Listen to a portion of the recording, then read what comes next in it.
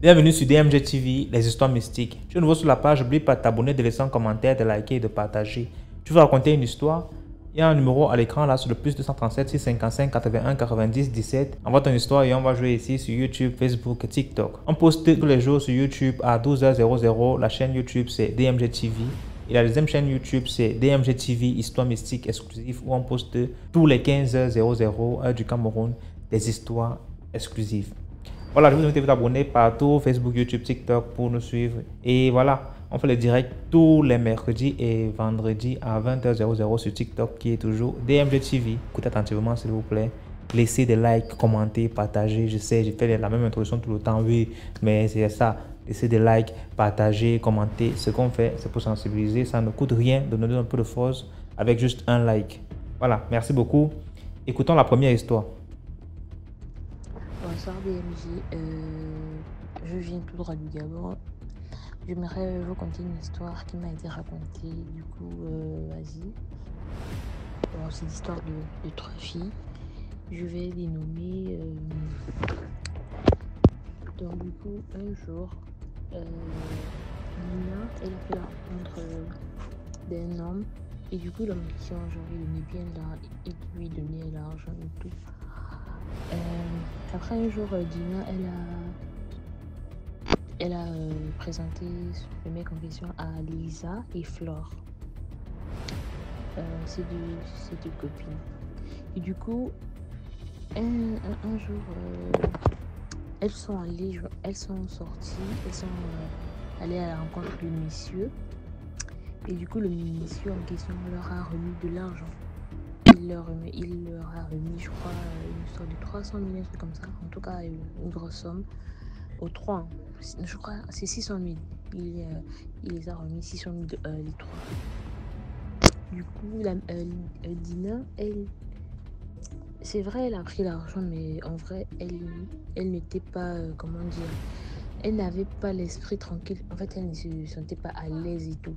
Et du coup, je pense qu'elle a eu à dire à l'une à ses copines que genre, que c'est mieux qu'elles arrêtent de fréquenter cet homme parce que, en vrai, elle n'a plus envie de le fréquenter en fait. Qu'elle ne veut plus le revoir et tout.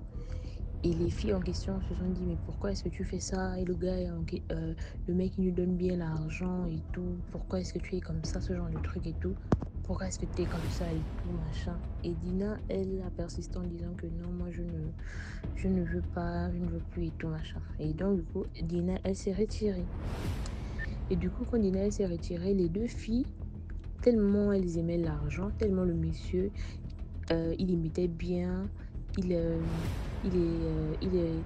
leur donnait de l'argent et tout. Et du coup, les meufs en question, elles ont continué à fréquenter le monsieur.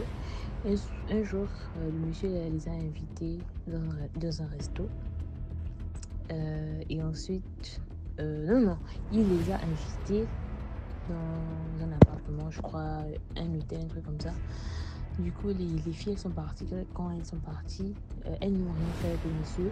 Le monsieur, là, les a juste donné de l'argent et tout. Et après, elles se disaient, mais elles se sont plaintes. En fait, elles se sont dit, mais pourquoi est-ce que tu nous donnes de l'argent et tout alors qu'on ne fait rien et tout? Nous, on veut sortir avec toi. Nous, on veut faire des choses avec toi et tout. Et le monsieur a dit, non, c'est pas, comment dire, c'est pas nécessaire et tout. Prenez juste l'argent. Il les a donné, je crois, 600 000 ou 900 000 chacune, un truc comme ça. En tout cas, c'était une forte somme.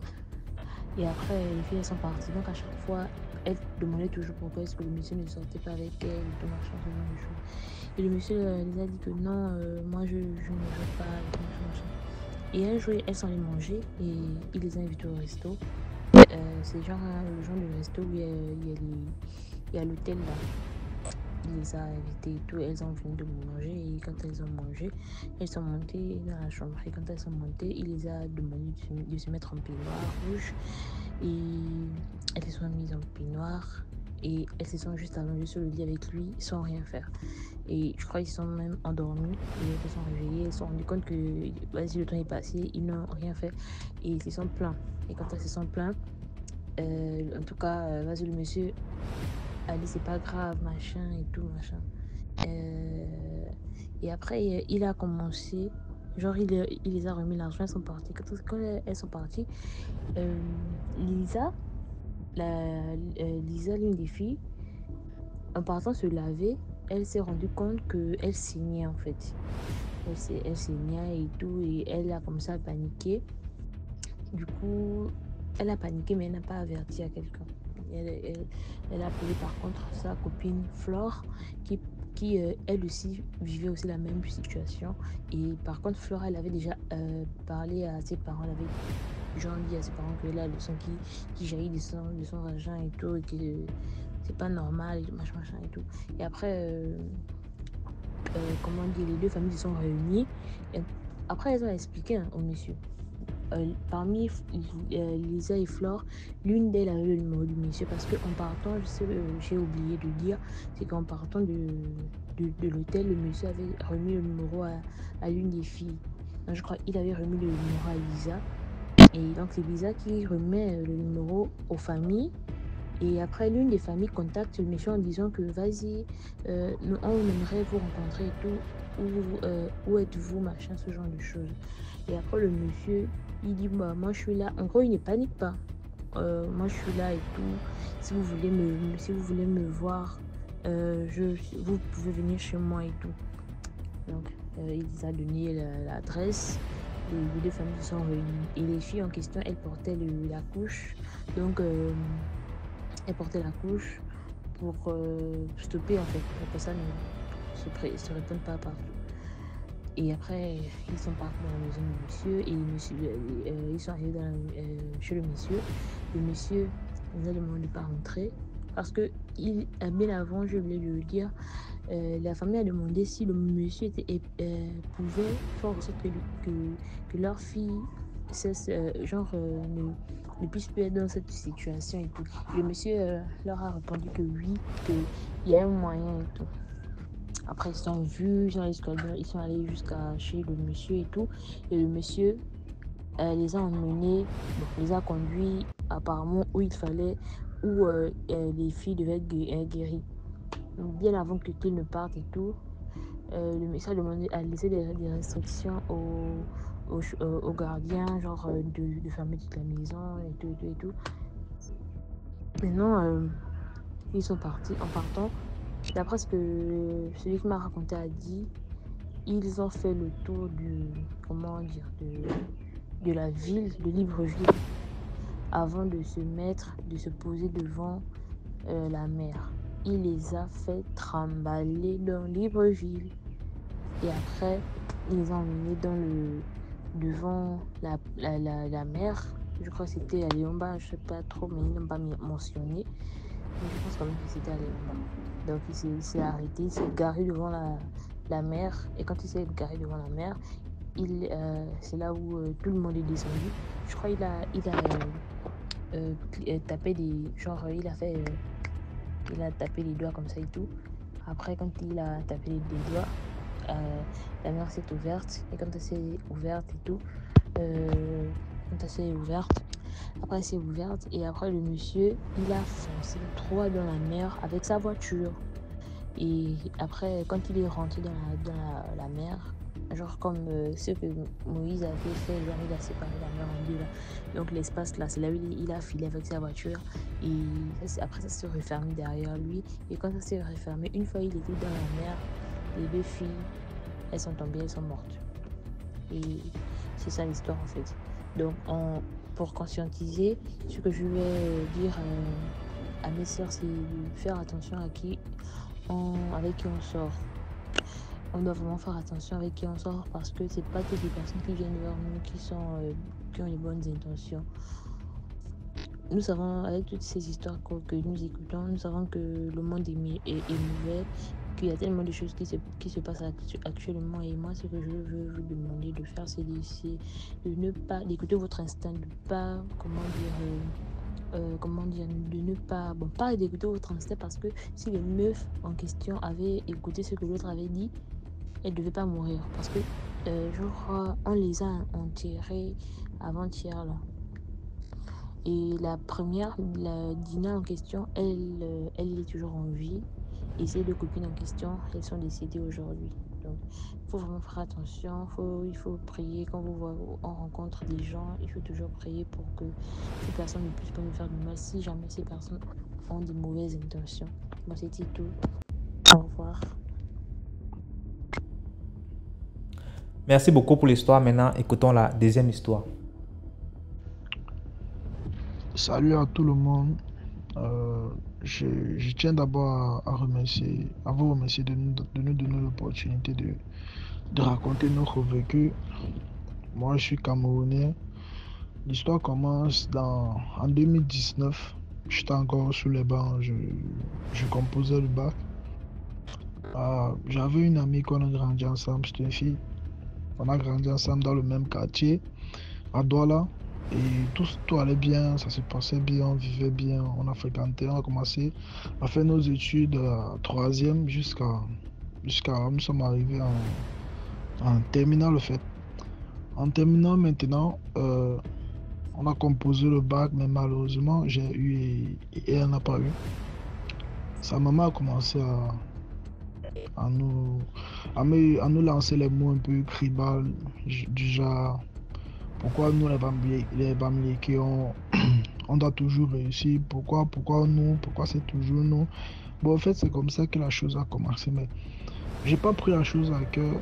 Mes amis et moi, en fait, on n'a pas pris la chose à cœur, on a laissé tomber, on calmait notre camarade, c'est un peu de la mine à oublier un peu l'échec. Mais bon, tout est passé, les vacances sont arrivées, on a vécu, on vivait la réussite et tout et tout. Bon, à un moment, sa maman, bon, je ne vais pas dire sa tribu tel ou non. À un moment, sa maman m'a invité chez elle, elle m'a demandé de monter sous le plafond, au plafond pour l'aider à retirer certaines choses-là. J'ai retiré des trucs, je faisais sortir des trucs et bon, je ne tenais pas compte de ce qui était autour de moi. Je retirais. Après un bon moment, ma tête a tapé un truc attaché sur les bois là. Donc c'était un truc, un bois attaché avec un fil rouge. C'était là-haut. Moi, maintenant, lui demandant, je dis, Bombo, qu'est-ce qui est attaché comme ça ici? Ouais, me fait comprendre que c'est pour chasser les souris, les mauvais esprits dans le quartier et tout. Bon, j'ai laissé passer. J'ai oublié, j'ai fait sortir le truc. Moi, maintenant, comme je devais me préparer pour un concours de médecine, je suis arrivé chez ma tante, un peu plus loin du quartier, très loin du quartier, en fait. Et après le concours, des boutons ont commencé à sortir sur moi. Même pas des boutons, c'était un peu genre sèche, très, très dur en même temps. Un bouton très dur, sèche en même temps. C'était un peu du genre, bon, j'ai négligé, j'ai montré à ma tante. Et ma tante est du genre un peu très, très, très, très chrétienne. Elle a vu la chose, bon, pour elle, c'était un simple bouton, mais elle n'a pas négligé, au fait. Après 2 jours, tout mon corps, je me suis levé un matin, tout mon corps était devenu genre comme pour un caïman, comme si j'avais les écailles sur moi, mon corps était devenu dur, ça va envahir partout, tout d'un coup, sauf le visage. Dans mon corps, j'étais toujours obligé de rester torse nu, je ne mettais pas l'habit. Ça me démangeait, je souffrais de ouf. Et ma tante, de son côté, appelle ma maman, elle me dit que mais qu'est-ce qui arrive à l'enfant? Viens voir ce qui se passe. Ma maman arrive à la maison, elle me voit là, elle ne croit pas. C'était incroyable ce qui m'arrivait. J'ai appelé mes amis sont venus. Ils m'ont vu là, on a essayé de tout faire. Je suis parti partout, l'hôpital, traitement traditionnel, rien n'allait. Je suis parti chez une dermatologue, elle a vu la chose, bon, elle a associé la chose peut-être à une bactérie, genre, elle m'a prescrit les remèdes, une injection, des injections, j'ai pris les injections. Je vous rassure, j'ai pris presque 40 injections aux fesses. 40, je ne peux pas oublier. Chaque jour, je prenais des injections aux fesses pour ça, mais rien. J'ai souffert comme ça pendant environ 2 mois, 2 mois de souffrance comme ça. Un jour, alors, j'avais une tante qui est venue à la maison, elle m'a vu. Elle dit à ma maman, elle me dit, mais qu'est-ce qui se passe? Elle me regarde, elle me dit qu'elle a un problème. Elle a un guérisseur, en fait. À Douala, elle a donné son adresse qu'on essaie un peu d'aller là-bas. Parce qu'en ce moment, on était prêt à tout pour la guérison. Elle a donné la graisse à ma maman. Moi, je n'étais pas là. Moi, j'étais chez un ami. Bon, je marchais avec le pull. Donc, du coup, comme ma face était normale, je pouvais me balader. Mais c'était pas évident puisque ça chauffait. Je suis rentré à la maison. Ma maman m'appelle chez nous. Je rentre dans mon quartier. Elle me dit qu'on va aller quelque part. J'ai dit que quelque part, c'est où? Elle me dit que non, on va aller comme ça. Je me suis habillé, on sort et par curiosité, elle était avec la maman que j'ai mentionné tout au début. La maman de ma camarade, elle me dit qu'on part ensemble. Nous avons pris la route, on a marché, nous sommes arrivés. Bon, c'est un endroit au Cameroun, à Douala, c'est à Bonabéré. Nous sommes arrivés là-bas, nous sommes égarés un peu, nous sommes égarés. Elle a appelé le monsieur. Non, c'est le monsieur qui l'a appelé. Le monsieur lui dit, euh, je constate que vous vous êtes égaré. Ma maman dit, mais comment vous connaissez? Elle dit que non, je sais. Je sais que vous êtes égaré. Bon, je vais venir vous chercher moi-même. Ils ont pris la route, ils sont venus nous trouver. Je vous jure que je ne savais pas où on allait. C'était impressionnant ce que j'ai vu. C'était genre un monsieur pieds nus. Il était bandé presque de partout. Genre, il était aussi sourd, vous voyez un peu. Il est venu nous prendre. Même ma maman était étonnée. Bon, il est venu nous chercher, on l'a suivi, nous sommes arrivés dans une grande maison. Il y avait des gens, il y avait du monde au fait. Il y avait du monde, tout le monde était là. Moi, je ne savais pas ce qui s'est passé, j'étais surpris. Nous sommes entrés, on a constaté que c'était un kradi, je ne sais pas comment il va appeler ça. Bon, il traitait les gens à la traditionnelle, genre, c'était un peu ça. Il nous a fait asseoir. Il était en train de traiter un bébé de 6 mois qui était souffrant. Bon, je vais entrer dans mon histoire. Bon, la chose, c'est qu'il a fini d'écrire cet enfant. Il a demandé à ses serviteurs de nous faire entrer dans sa chambre. Donc, de nous faire entrer dans sa chambre, ma maman et moi. Dès que ma maman est entrée dans la chambre avec moi où il était, il a grondé directement ma maman. Il dit à ma maman que, mais je vois que vous voulez tuer votre enfant. Ma maman lui répond, comment je vais tuer mon enfant? Pourtant, je viens pour que vous le guérissez. Ma maman dit que, mais vous êtes en train de marcher avec celle qui veut tuer votre enfant. Mais ma maman était scandalisée. Cette femme était comme un mentor pour ma mère. Ma mère lui disait tout. Ma mère lui racontait tout. Ma mère ne lui cachait rien en fait. Ma mère lui parlait de tout. Même mon premier voyage qu'il devait faire pour le Canada, ça avait échoué. Et ma mère avait parlé de ça.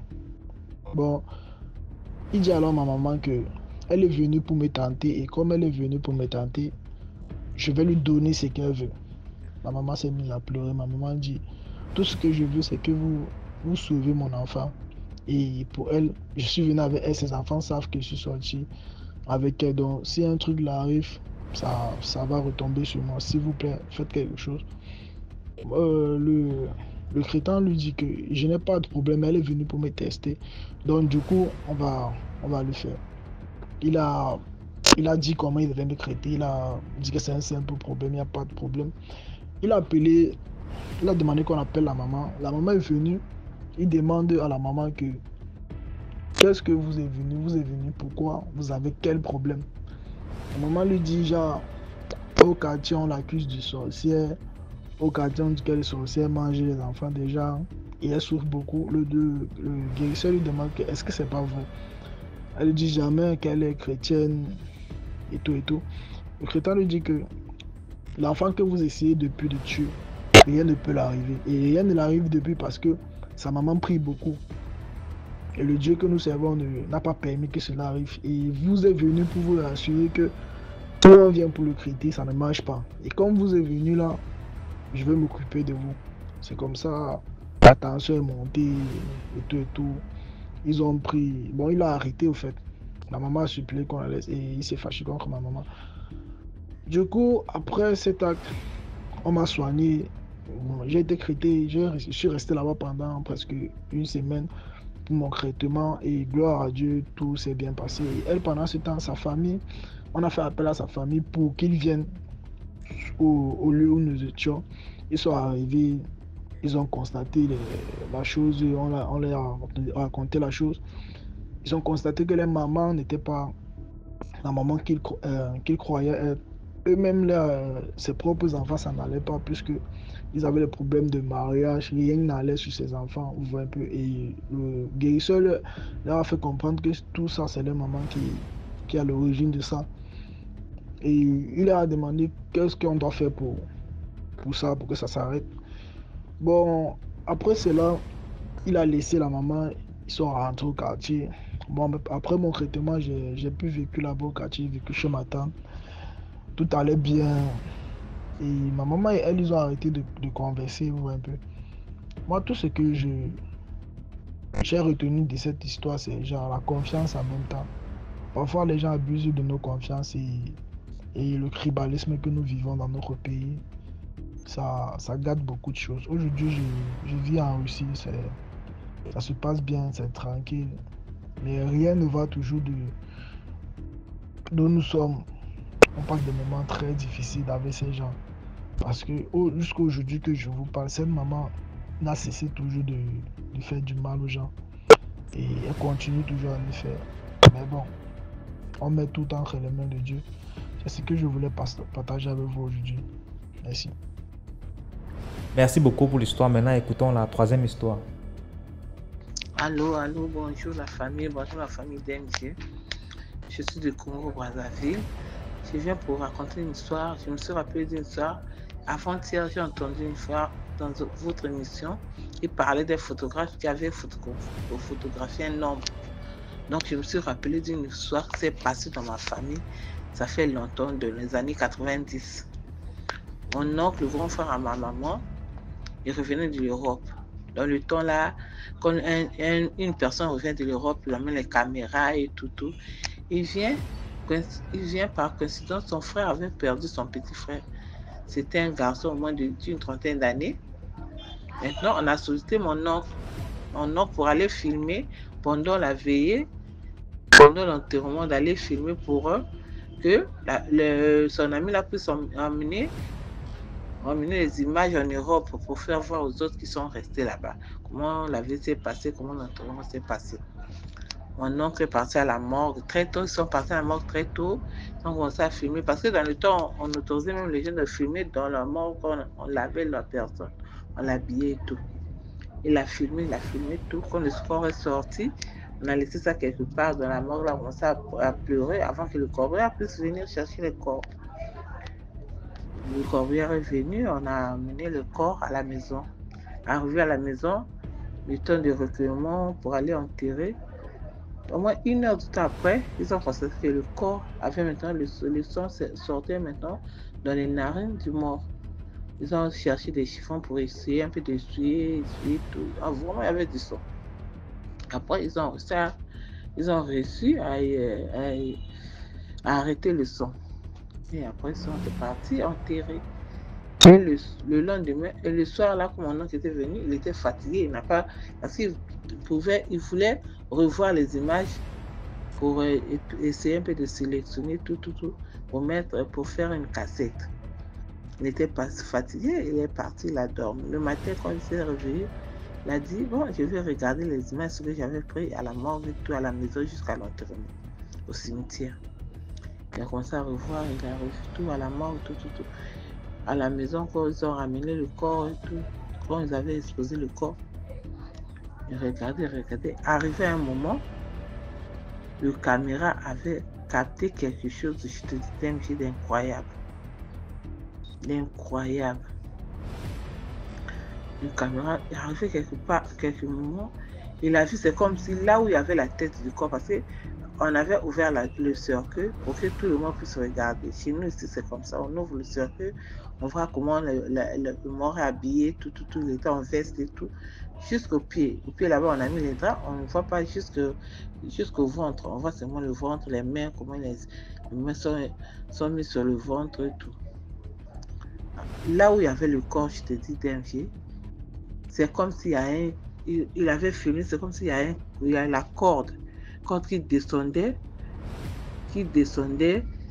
là où on avait mis le corps. Vous comprenez? Là où on avait exposé le corps, comme le corps regarde en haut, C'est comme s'il y a une corde qui... Il y a une corde qui... C'est pas comme si il y a une corde qui descend, un fil qui descend, avec une corde bien roulée, comme une personne qui veut se suicider là. Qui descend. Et à un moment, la tête du mort s'est un peu soulevée, un peu comme ça, et la corde est rentrée dans le cou. Et ça a appuyé. C'est comme s'il y avait une personne qui a appuyé en haut là-bas. Et en haut, il y avait personne. On avait filmé personne. Seulement la corde là. La corde a serré le cou du mort. Et le sang commençait à couler. Donc c'était au moment où les gens voyaient que le sang coulait de ses narines. Le sang commençait à couler. Il a lâché le caméra. Il a dit, ah Seigneur! Sa femme me dit, quoi? Il dit, viens voir.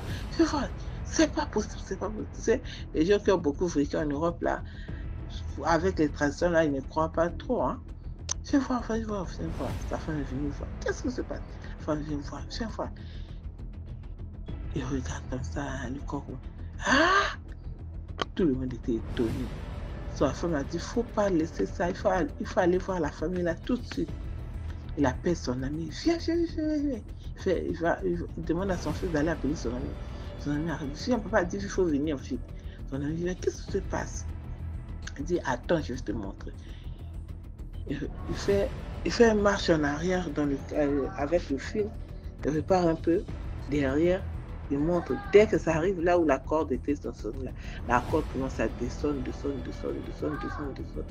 Et la tête du mort était un peu soulevée, la corde est rentrée et ça, on a serré. Et le sang commençait à couler. Son grand frère a crié, Seigneur Jésus! Il a dit, ça c'est pas vrai. Donc, il n'était pas mort, on est venu la chercher seulement sur place. Attends, je vais aller appeler la famille. Il est parti. Quand il est revenu avec la famille, ses oncles, leur père et tout, parce qu'on ne voulait pas appeler la maman parce que, tu sais, les mamans, quand ils voient comme ça, c'est pas bien pour une femme, pour une maman qui vient à peine de perdre son enfant, c'est pas bien. Quand ils ont commencé à regarder, arrivé à l'endroit là où la corde descendait là, c'est devenu flou, ça faisait donc, je ne voyais pas, les images se sont effacées. Quand il expliquait ça aux gens, les gens n'y croyaient pas. Et heureusement que leur grand frère avait regardé ça. S'il n'avait pas regardé ça, personne n'allait croire. Et depuis ce jour-là, dès qu'on regarde les images là, dès que ça arrive à ce côté-là, c'est seulement le brouillard après pour passer de l'autre côté. Donc c'est ça.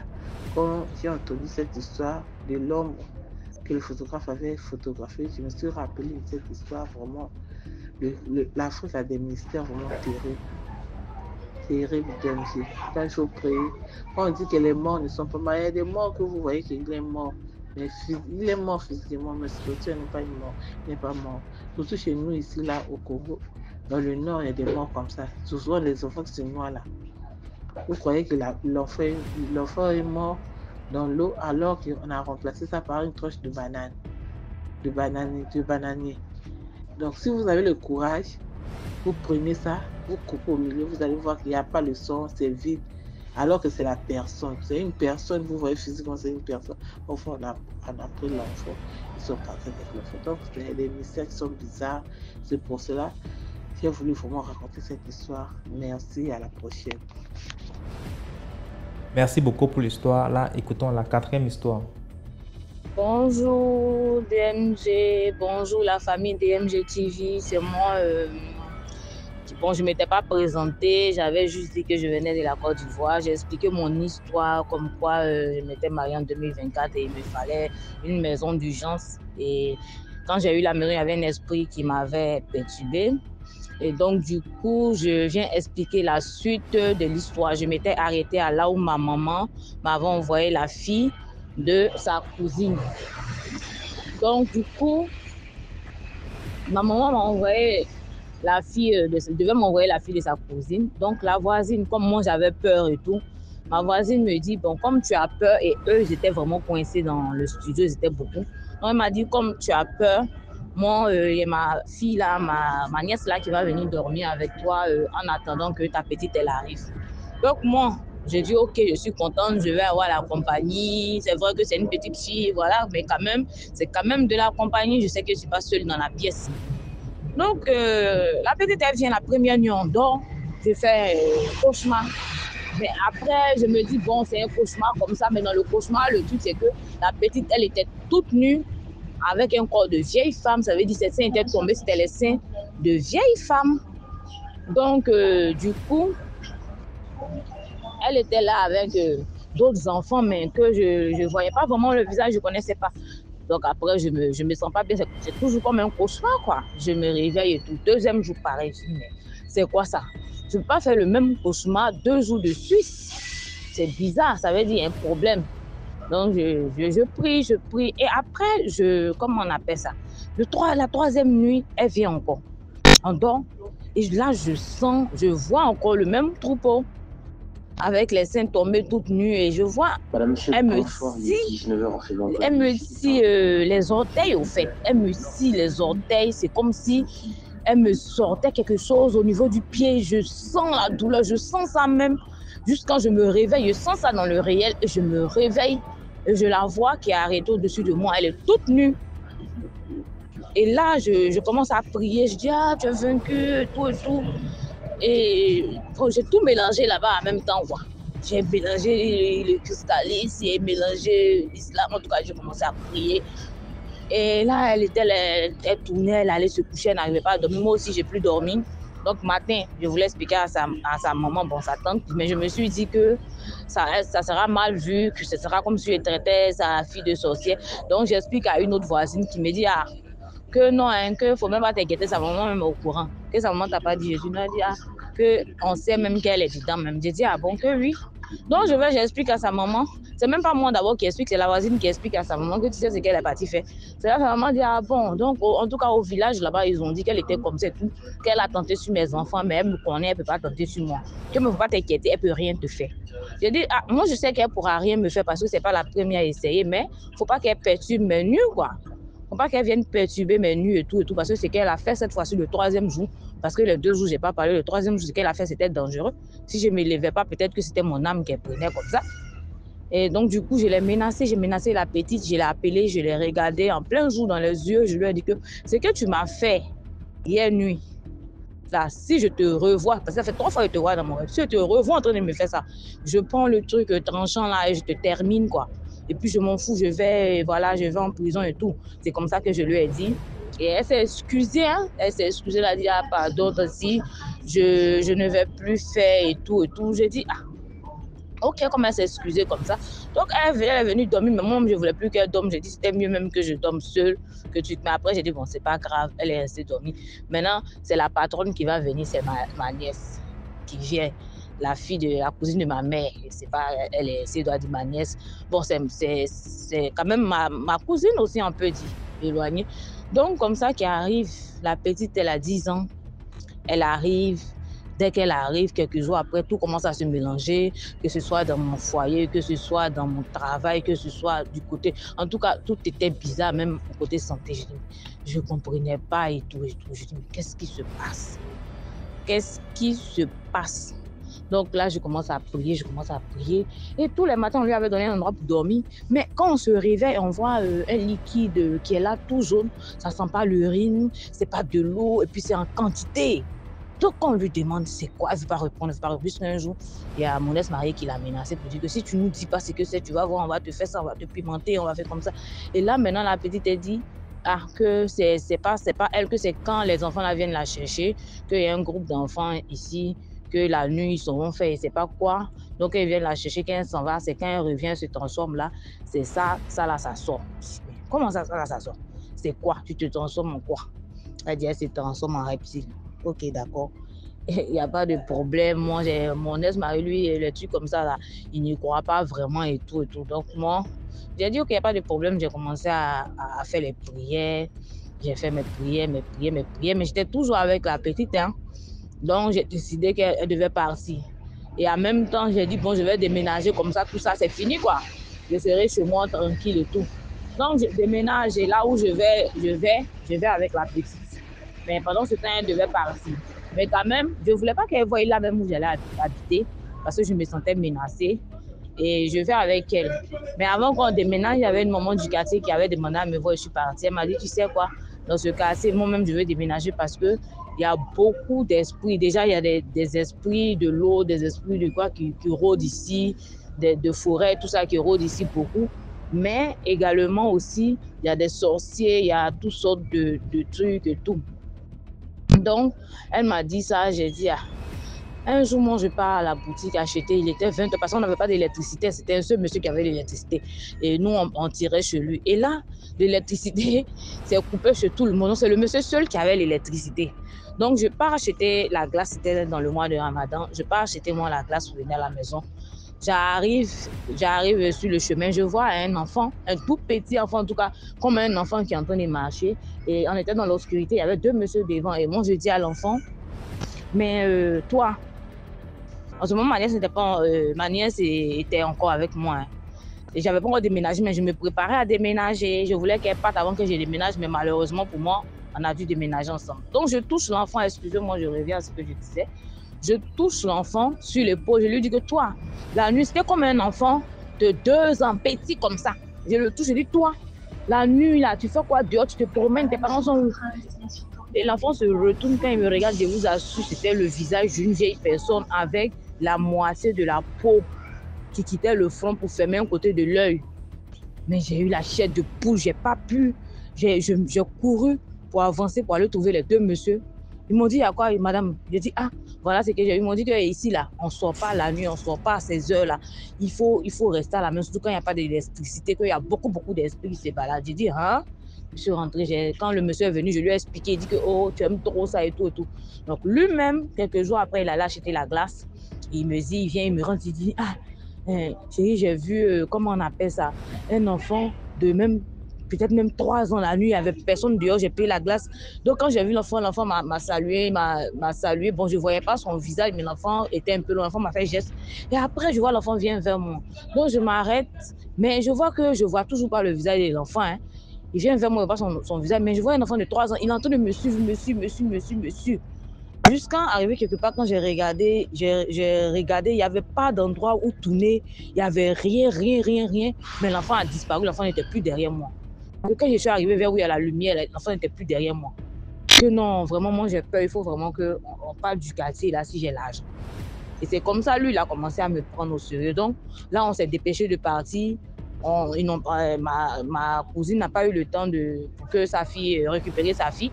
Donc, je déménage avec la petite. On arrive dans la nouvelle maison. Quand on arrive dans la nouvelle maison, comment on appelle ça? Quand on arrive dans la nouvelle maison, voici ce qui se passe. Les mêmes choses se répètent. Elle devait partir, elle a dormi 3 jours. Mais les mêmes liquides là étaient là. Je dis, mais comment ça se fait qu'on est venu ici et tout, et il y a les mêmes liquides, on lui demande. Elle continue, qu'ils sont partout, que même les enfants, elle a commencé à montrer d'autres enfants, qu'eux aussi sont dedans. Ils ont commencé à se citer. Il y avait une voisine aussi qui avait sa fille. Quand j'ai demandé, elle dit oui, que sa fille aussi, là.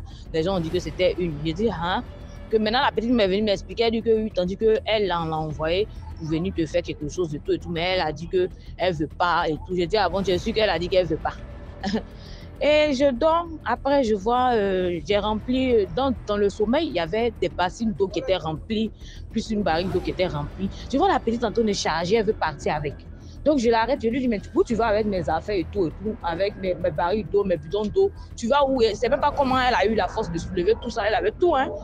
Et puis je lui demande, tu vas où avec? Elle me dit, ah non, mais moi on m'a envoyé pour venir prendre, mais que je ne voulais pas parce que tu étais gentil, mais comme tu es devenu méchante avec moi, je vais partir avec elle, tu vas partir avec moi. Donc j'ai commencé maintenant à prier, puis j'ai commencé à me battre avec elle pour l'empêcher de transformer en chat. En tout cas, je l'ai botté juste, j'ai terminé le chat même en fait. Donc quand je me suis levée, je me suis réveillée, j'ai dit non, j'ai dit à mon mari, puis on voit le même liquide à mon ex-mari, pardon, on voit le même liquide qui est à terre. On lui a posé des questions encore. Elle a dit à mon mari, bon, c'est pas grave. Moi, je lui ai dit, c'est pas grave. Là, c'est moi-même qui nettoie, je mets le citron, je mets tout, et puis, bye bye. La petite part. Quand la petite part, j'ai une nièce de 16 ans qui vient. rester avec moi et tout et tout. Donc on est là parce que en ce moment mon ex-mari avait pris il avait pris une deuxième femme.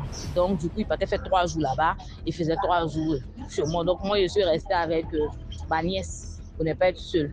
Donc ma nièce quand elle est venue, en tout cas il y avait des trucs, moi j'avais toujours l'impression de voir quelqu'un passer dans la maison, bien sur la terrasse, bien dans la chambre. En tout cas, il y avait toujours l'impression de ne pas être seule. Je voyais les gens passer en flash. Je me disais, ah, peut-être que c'est mes pensées et tout et tout. Donc, quand je dormais, j'avais l'impression, j'ai demandé à ma nièce, elle me dit qu'elle aussi, elle a l'impression d'avoir une présence. Elle sent une présence. Donc, je demande aux voisines. Les voisines me disent non, que la maison, c'était des brouteurs qui étaient dedans et tout, que vraiment, elles n'ont rien de spécial à me dire, quoi. Que mais c'était des brouteurs, que même ils ont eu des problèmes, ils ont été arrêtés, apparemment, ils ont sacrifié quelqu'un et tout. J'ai dit, ah bon. Donc, j'ai dit, bon, dans tous les cas, s'ils ont sacrifié quelqu'un, que c'est dans la maison. Elle dit non, elle pense pas que ce soit dans la maison. Que voilà, j'ai dit, mais en tout cas, moi, je n'ai rien fait à l'esprit qui se balade là, quoi. Donc, je suis restée là, j'ai continué à prier avec ma nièce. On a prié, parce que ma nièce, elle part à l'église. Donc, on a commencé à prier. Donc, souvent, je faisais moi mes prières, mais je priais quand même avec elle. Donc, on priait les nuits on priait de minuit à 1h du matin, comme ça. Souvent, même, on peut aller jusqu'à 4h du matin, tellement on était à fond dedans. Donc, du coup, j'ai le fils de mon ex-mari qui venait à la maison pour quelques jours, là. Souvent pour ses vacances, au fait. Donc, on a prié, on a dormi la nuit. On prie, on dort la nuit, on prie, on dort. Ben, l'enfant, il se réveille. Bon, c'est pas trop ça, quoi. C'est pas trop ça. C'est comme s'il voyait des trucs, mais il parlait pas. Quand il demande, il y a quoi, il dit, oh non, m'a fatigué. Maman, la femme là m'a fatigué. Et tout, il dit, c'est quelle femme? Il parle plus, il me dit pas. Je dis, ok. J'ai laissé. Et quand j'ai laissé, j'étais là un jour, on regardait la télé. En étant derrière la télé, et l'enfant, il me dérangeait, me posait trop de questions. Et moi, j'entendais quelqu'un se laver dans la douche. Donc, je pensais que c'était ma nièce qui se lavait. Donc, du coup, j'ai dit à l'enfant, va dehors, va me chercher ma nièce. Genre, j'ai dit le nom de ma nièce, va la chercher. Et pour moi, bon, comme je sais qu'elle est dans la salle de bain, il ne va pas la trouver, il ne va pas revenir, il va me laisser tranquille. Donc, du coup, je suis là. Quand il est sorti, j'ai dit, maintenant, je parle à la personne qui est dans la salle de bain. Je dis, non, l'enfant là même, c'est pas vrai, quoi. J'ai dit le nom de ma nièce et je dis, mais les enfants même, c'est pas possible, quoi. Je l'envoie d'aller te chercher. Pourtant, tu es dans la douche de laver. Il sait, mais il s'en va te chercher. Ah, ça va me faire des vacances. Et je suis là, je parle. Un coup, je vois l'enfant qui arrive et puis je vois ma nièce qui est là. Ah oui, tanti, tu m'as appelé. J'ai dit, attends. Donc, je lui fais un signe pour lui dire, tais-toi et viens. Donc, quand elle vient, je lui dis, écoute, elle entend que quelqu'un se lave. Donc, on marche tout doucement, on a peur, mais on va pour aller voir. Je vous assure que quand on ouvre la salle de bain, parce que moi, ma salle de bain était toujours sec parce que je lavais, je suyais avec la sépia, on rentrait sans chaussures. Donc, du coup, on rentre, on voit le sol est mouillé, on voit le pot qu'on prend pour puiser l'eau dans la bassine pour se rincer. Ça bouge et le robinet, il y a des gouttes d'eau qui tombent du robinet. On dit, mais c'est pas possible. C'est quoi ça? Donc, on prie. On fait quand même quelques jours de prière, on finit tard.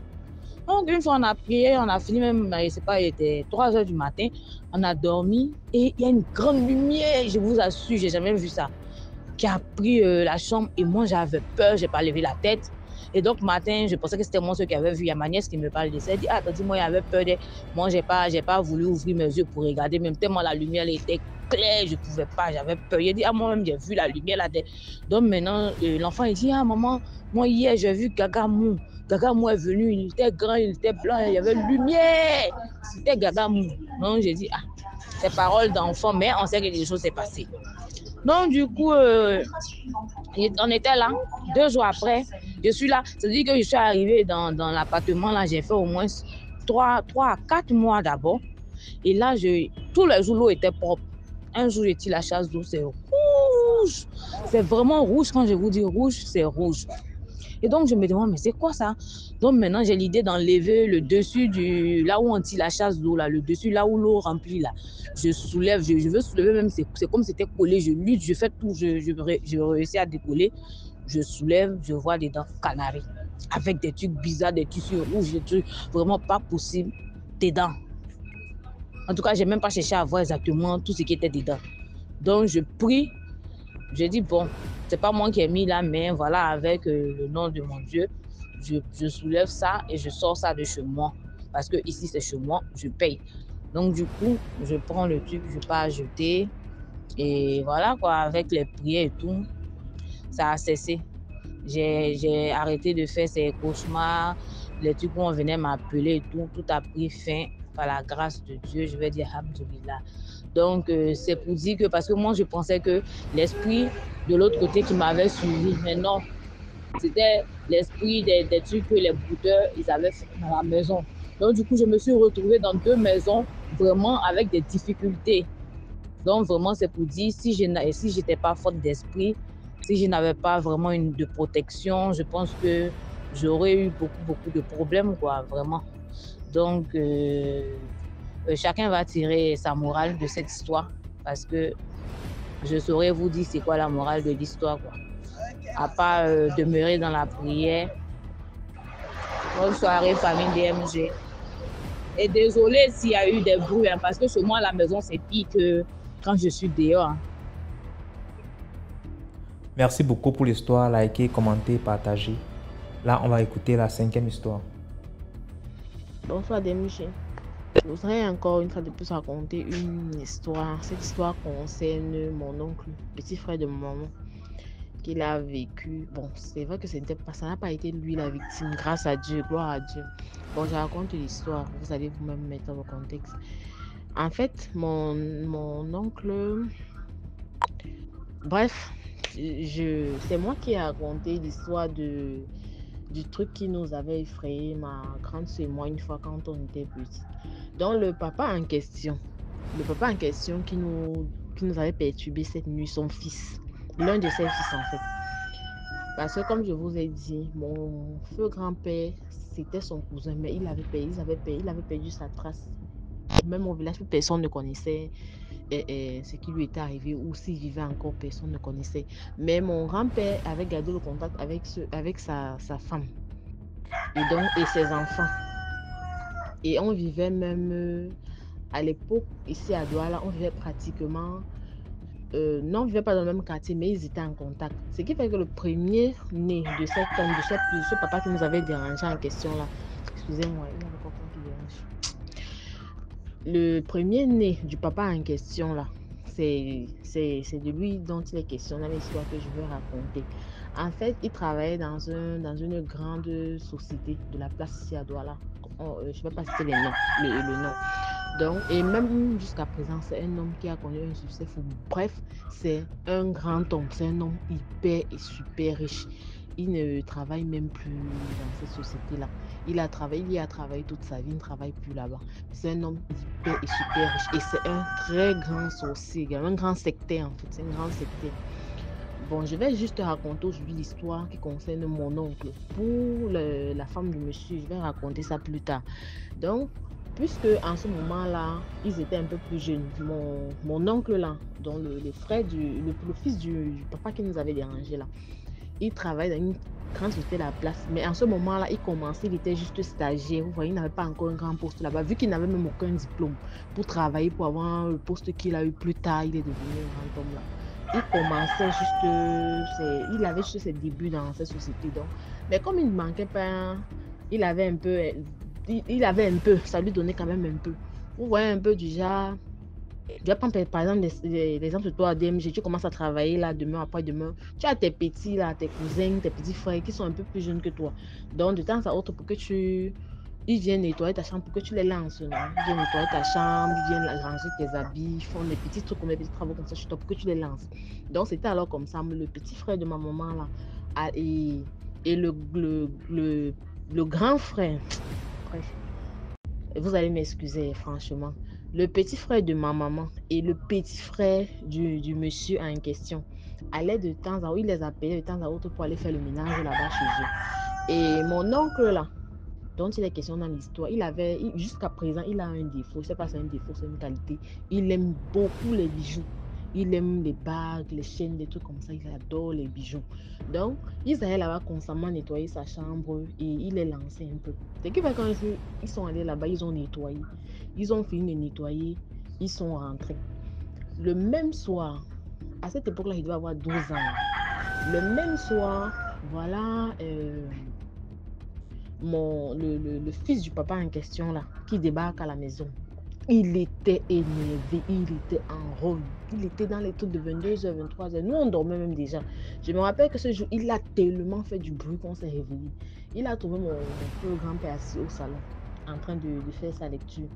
Et donc, il est entré, commence à crier, papa, dis à... bon, on va appeler mon oncle là, Jean. Dis à Jean d'aller remettre la chaîne, de me remettre la chaîne qu'il a pris dans ma chambre. Voilà ça que je dis, c'est un avertissement. D'ici demain, je ne vais plus répondre de rien. Tant que je ne retrouve pas ma chaîne, c'est qu'ils viennent remettre ma chaîne, comme je suis en train de te dire là, qu'ils sortent, ils viennent mettre la chaîne qu'il a pris dans ma chambre. C'est là où mon grand-père demande qu'est-ce qui se passe. Et même c'est que ton frère a pris ta chaîne. Et c'est comme ça que tu vas réagir. Sachant que c'est juste un petit rappel. Tous ces enfants-là, puisque leur papa était porté disparu, tous ces enfants-là, c'est mon feu grand-père qui les a élevés. Ne sachant pas là où leur père se trouvait. C'est lui qui dépannait de temps à autre. Il envoie un petit truc à leur maman pour qu'elle puisse payer leurs études ou leur nourrir. Donc mon grand-père lui dit que c'est ici que vous avez grandi. Vous êtes tous des frères.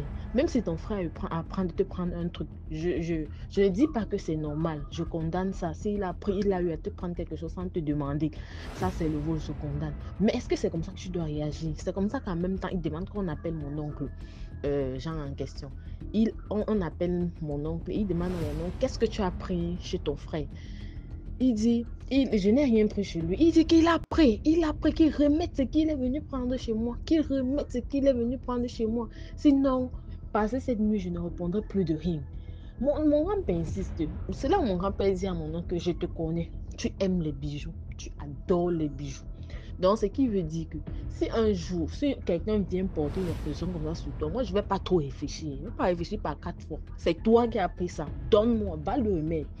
C'est là où mon oncle dit que non, j'aime les bijoux, c'est vrai, mais je ne vole pas. Je n'ai pas pris ces bijoux, je n'ai rien pris chez lui. On a juste nettoyé la chambre et on est parti. On est rentré. Il dit, mon cousin, mon oncle là, il insiste que non, tu as pris, tu vas remettre la chaîne. Je dis, remets-moi cette chaîne-là. Parce qu'aujourd'hui, je ne réponds plus de rien. C'est là où mon grand-père lui dit, tu sais quoi, hein? Il dit qu'il n'a rien pris. Et moi, je le crois. C'est vrai, il aime les bijoux, mais je reconnais que cet enfant ne vole pas. Donc, les propos que tu es en train d'avancer là, sont en train d'aller dans tous les sens. Je vais te demander de libérer ma maison. Parce que même si ton frère t'a pris quelque chose, le genre que tu es déjà en train de réagir là, ça c'est déjà autre chose. Donc, le mieux est que va, libère ma maison. Après, mon grand-père lui dit que, ok, mettons fin à ça, ta chaîne, elle a coûté combien? Il dit que la chaîne là n'a pas de prix, c'est la chaîne là qu'il veut, il ne veut pas le remboursement, il ne veut pas une autre chaîne, il veut seulement sa chaîne là.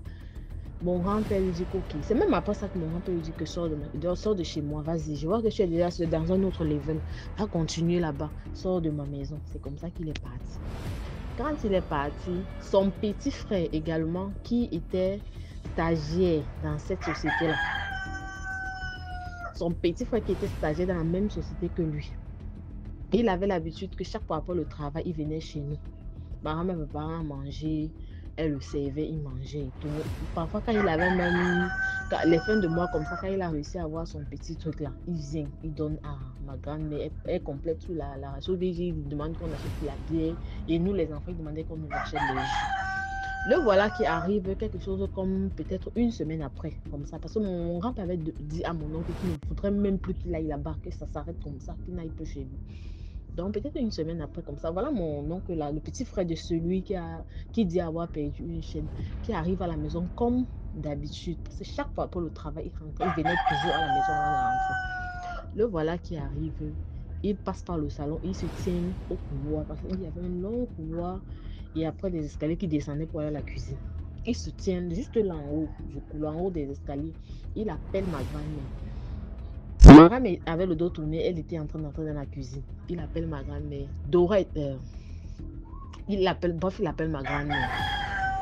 Par son prénom, ce qui était bizarre d'habitude parce qu'il appelait Sita.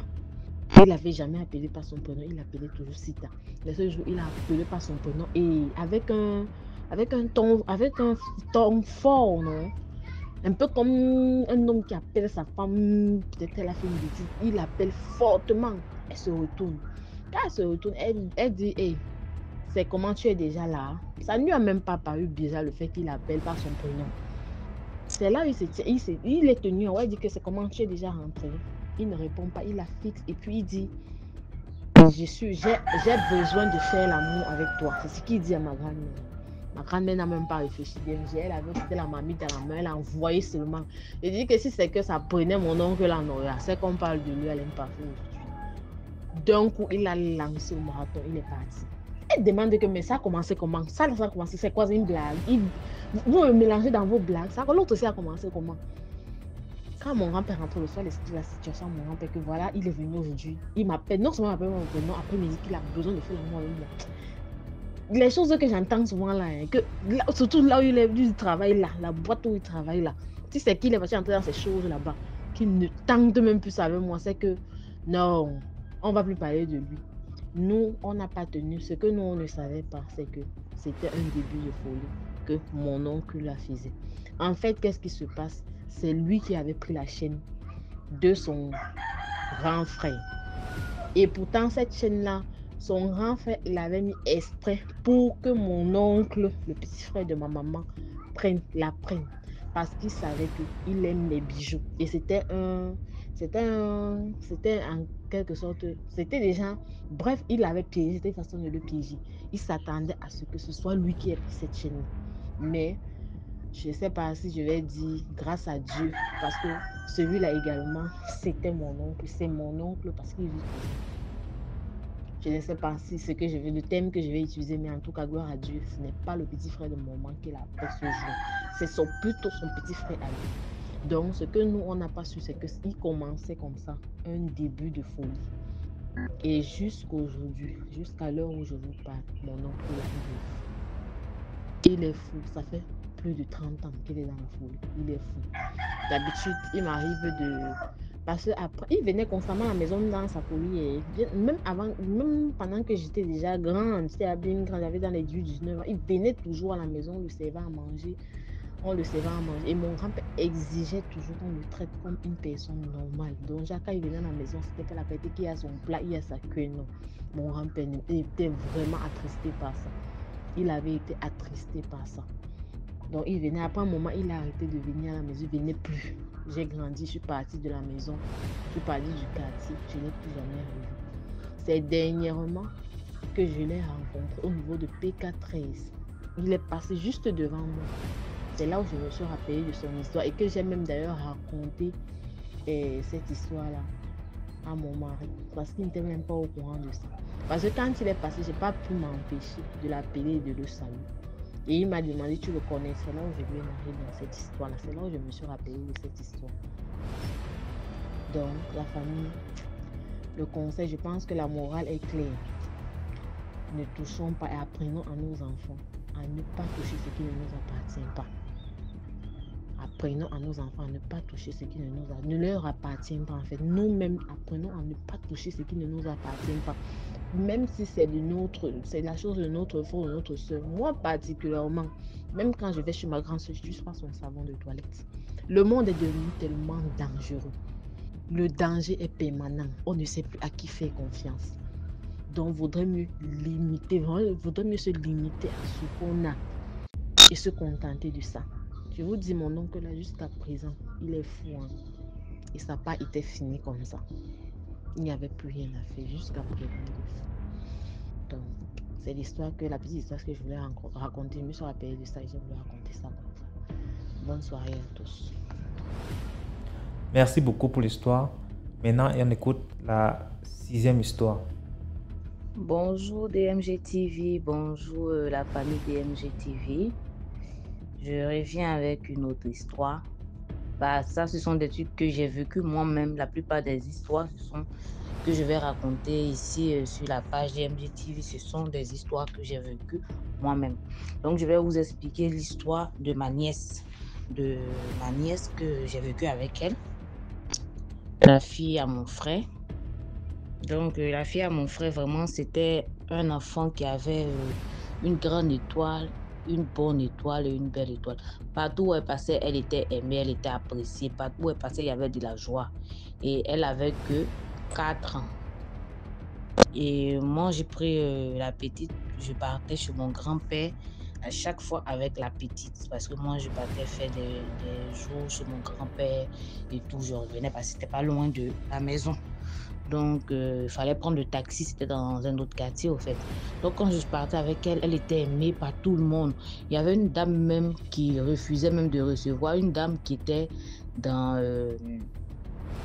dans le gouvernement, qui refusait même que quelqu'un s'approche de sa maison et tout et tout. Donc, du coup, mais la petite, elle a aimé la petite, elle a pris la petite, elle offrait même les cadeaux à la petite. En tout cas, elle avait des cadeaux et tout, elle était aimée de tout le monde.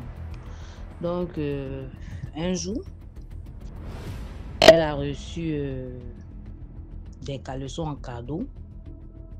Bon, je vais dire d'une tante, c'est mieux, parce que voilà, je ne veux pas créer des problèmes. Donc, je vais dire d'une tante, d'une personne de la famille, au fait, d'une personne de la famille, d'une tante qui lui a offert un cadeau, 3 caleçons. Et je vous assure, le premier jour, la petite porte le premier caleçon. Qu'est-ce qui se passe?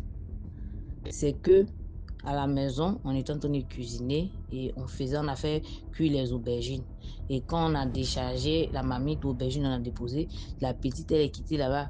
Elle est venue s'asseoir. Elle voulait s'asseoir dans l'eau chaude. Et on l'a vue vite, donc on l'a retenue, mais la vapeur l'avait un peu brûlé les fesses. Et on a vu, on a attrapé, on a dit, mais c'est quoi et tout, on a soigné la plaie et tout. Et derrière chez nous, il y avait une coupe qui était collée, il y avait une fille qui travaillait là-bas et tout, mais qui dit qu'elle était visionnaire au fait, elle dit qu'elle avait un don. Donc elle vient, elle nous explique, elle dit, ah, moi j'ai fait un rêve que la petite qui est chez vous à la maison ici était sur un arbre. Et il y avait des gens autour de l'arbre, il y avait une grosse marmite et il y avait des personnes autour de l'arbre qui criaient tombe, tombe, tombe, tombe, tombe, tombe, tombe. Que je me suis réveillée, j'ai dit c'est pas normal. J'ai prié, mais il faut faire attention. Et je vous assure que c'est le jour qu'elle nous a raconté cette histoire-là que la petite s'est brûlée avec l'eau de l'aubergine. Donc on a dit bon, c'est bizarre, mais on n'a pas pris au sérieux. Bon, on s'est dit ce sont des histoires comme ça et tout. Donc, je retourne avec elle chez le grand-père comme d'habitude. Eux aussi, ils aimaient son affaire. Il la demandait à chaque fois.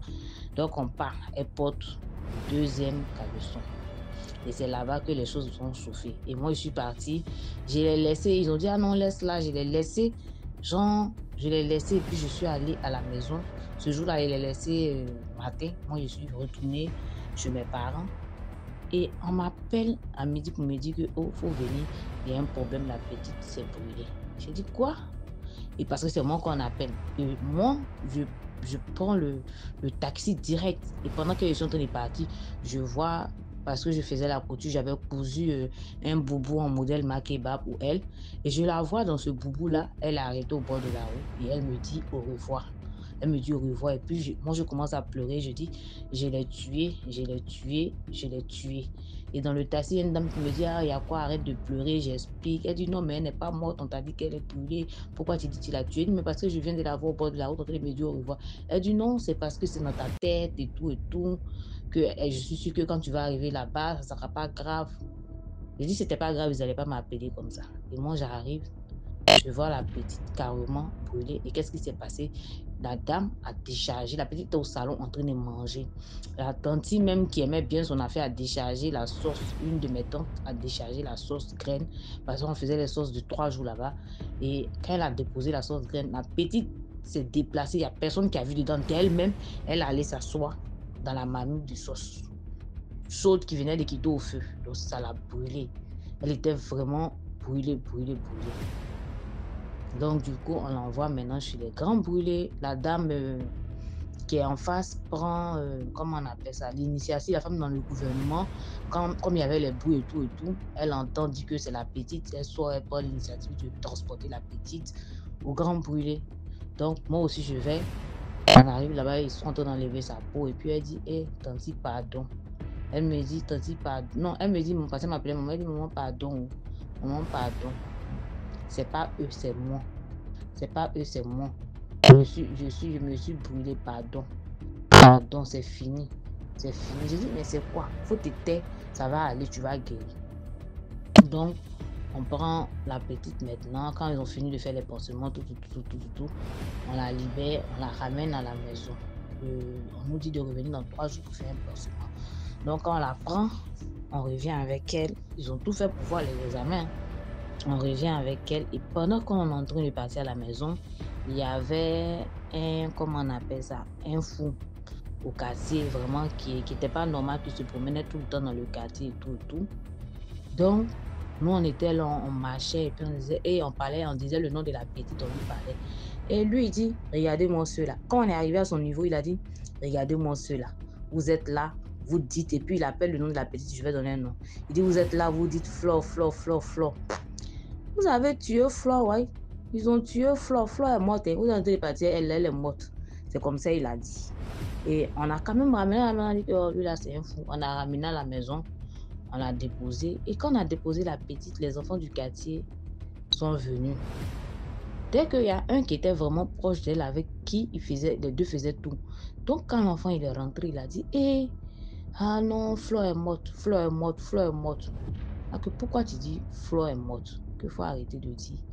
Il faut arrêter de dire que Flore est morte, quoi. Arrête de dire que Flore est morte. Ah si, Flore est morte. Arrête de dire que Flore est morte. Il faut arrêter ça. Genre, on lui a dit, arrête de dire que Flore est morte. Il est sorti, il allait dire à tous les autres que Flore est morte. Pourtant, ma nièce était encore là et tout. Et arrivé un moment, ma nièce a commencé à parler, là, comme ça, a dit, toi la femme là, qu'est-ce que je t'ai fait? C'est pas toi ou c'est moi. Toi la femme là, qu'est-ce que je t'ai fait? C'est pas toi ou c'est moi. Et pourtant, elle est couchée au sol, je suis près d'elle et puis elle crie, je vais tomber, maman, je vais tomber. J'ai dit non, faut pas t'inquiéter, tu es par terre, tu vas pas tomber. Et c'est là maintenant, on se rappelle de l'histoire de la dame de derrière, de son rêve qu'elle a dit, où elle a vu la petite sur un arbre et les gens criaient, faut tomber dans la marmite. Donc la petite disait, je vais tomber, toi la femme là, c'est pas toi ou c'est moi. Et t'es fait quoi, c'est pas toi ou c'est moi. Donc un jour, et ma mère maintenant qui n'arrivait pas à dormir, genre parce que sa petite fille était vraiment brûlée, elle n'arrivait pas à dormir et tout.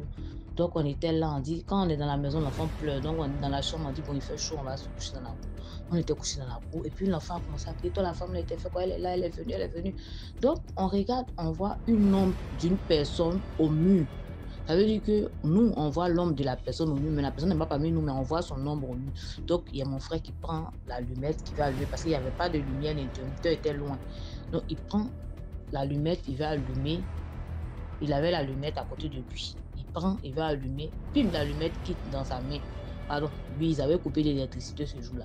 Il prend l'allumette, il va allumer, pim, ça quitte dans sa main, ça tombe, ça glisse, ça va là-bas. Et après, quand on réussit à allumer et tout, après l'électricité vient, on ne voit plus rien, on ne voit plus l'ombre, on ne voit plus rien, mais la petite continue à parler. Et c'était le 3e jour, on devait faire son pansement la veille. Ma mère l'envoie, comment on appelle ça?